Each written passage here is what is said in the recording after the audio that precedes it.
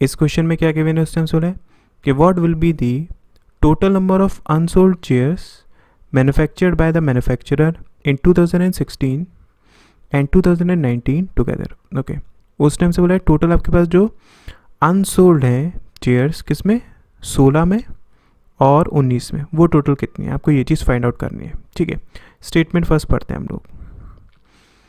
उसने हमें क्या बताया कि ratio of total black chairs sold इन 2016, ठीक है, जो आपके पास टोटल ब्लैक चेयर्स सोल्ड हुई 16 में, ठीक है, और जो टोटल आपके पास वाइट चेयर्स सोल्ड हुई 19 में, उनका रेशियो दिया हुआ है कितना, 203:231। ठीक है, तो यहाँ से अगर हम देखें, अब एक चीज़ काम करते हैं, हम लिख लेते हैं एक बार। देखो 2016 की अगर हम बात करें तो आपके पास देखो सोल्ड कितना हुआ है, सॉरी अनसोल्ड 30% है, इसका मतलब सोल्ड कितना हुआ होगा 70%, और इनमें से भी 50%, मतलब क्या मैं लिख सकता हूँ ना 35% आपके पास क्या है, वो ब्लैक है, तो 35% बाकी की बची हुई क्या होंगी, वो वाइट होंगी। अगर मैं 2019 में बात करता हूँ तो 2019 में देखिए आपके पास 45% अनसोल्ड है, ठीक है, तो बाकी का बचा हुआ कितना 55% क्या होगा, सोल्ड होगा।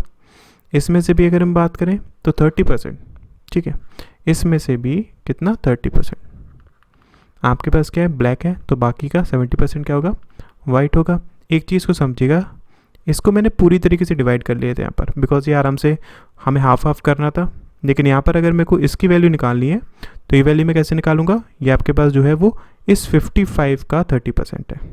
ठीक है, आई होप ये थोड़ा सा बेसिक तो आपको समझ में आता ही होगा। अब हम एक चीज़ जानते हैं ना कि इन दोनों का जो आपके पास टोटल मैन्युफैक्चर हुआ था वो तो हमें पता नहीं है, तो ये आपके पास क्या अलग अलग वैल्यूज़ होंगी, तो यहाँ पर जितनी भी ये वैल्यूज़ हैं उनका वेरिएबल अलग है, और जितनी भी ये वैल्यूज़ हैं उनका वेरिएबल अलग है। इस चीज़ को अपने दिमाग में रखिएगा।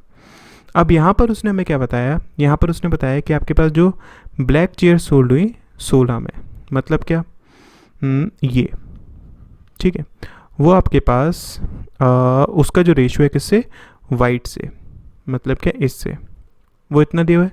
मान लेते हैं ये आपके पास जो वैल्यू थी टोटल वो कितनी थी x, ये आपके पास जो वैल्यू थी वो टोटल कितनी थी y।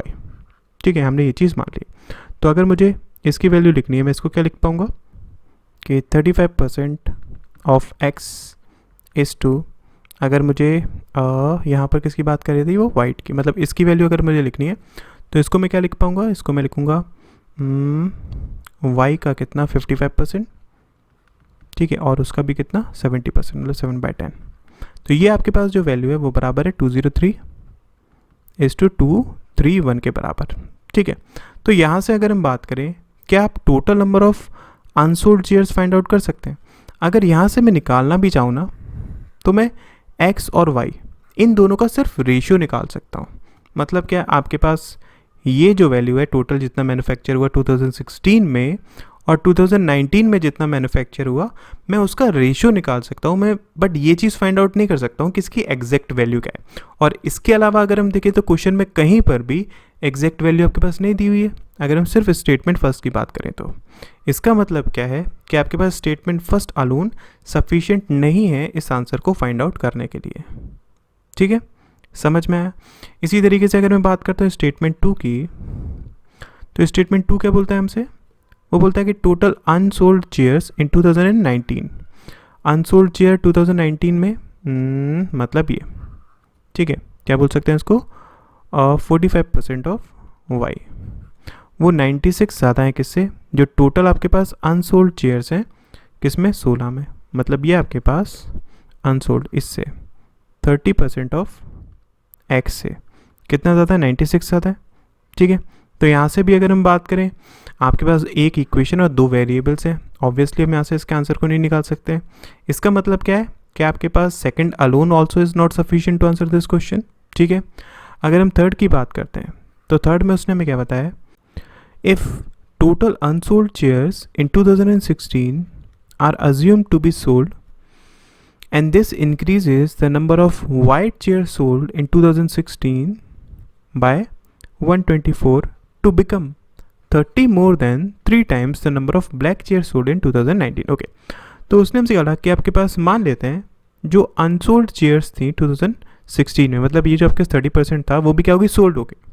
ठीक है, अगर ये आपके पास सोल्ड हो गई तो जो आपके पास वाइट चेयर्स सोल्ड हुई थी 2016 में, मतलब क्या, अगर हम बात करें इसकी तो इसको हम लिख सकते हैं ना 35% ऑफ एक्स। ये जो आपके पास थी वो इंक्रीज़ हो गई किससे, 124 से, ये आपके पास इंक्रीज़ हो गई 124 से।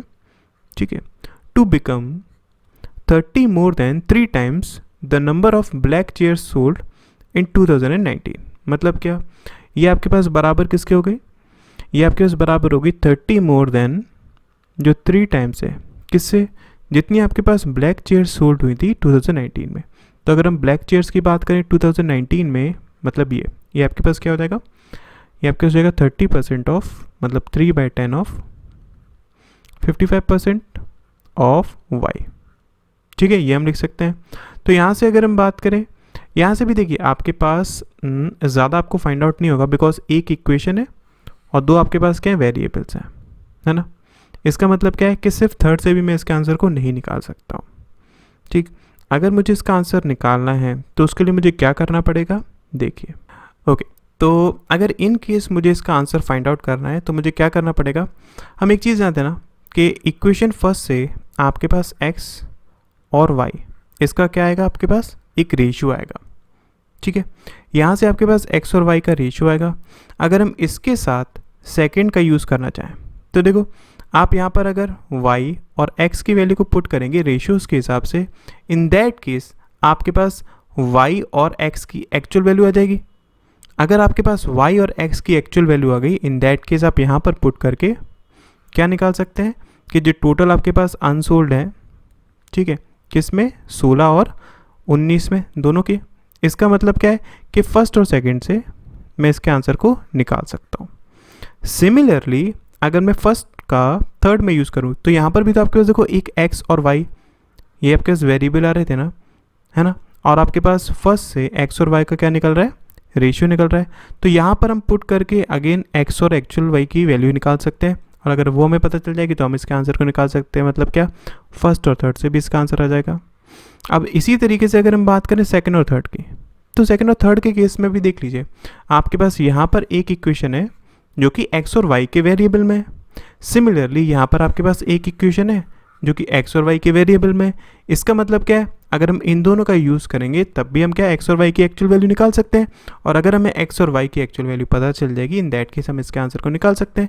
इसका मतलब क्या है कि आपके पास सेकंड और थर्ड भी सफिशिएंट है इसके आंसर को निकालने के लिए। तो इसीलिए any of the two is sufficient to answer this question. ठीक है, आई होप आपको क्वेश्चन क्लियर हो गया होगा।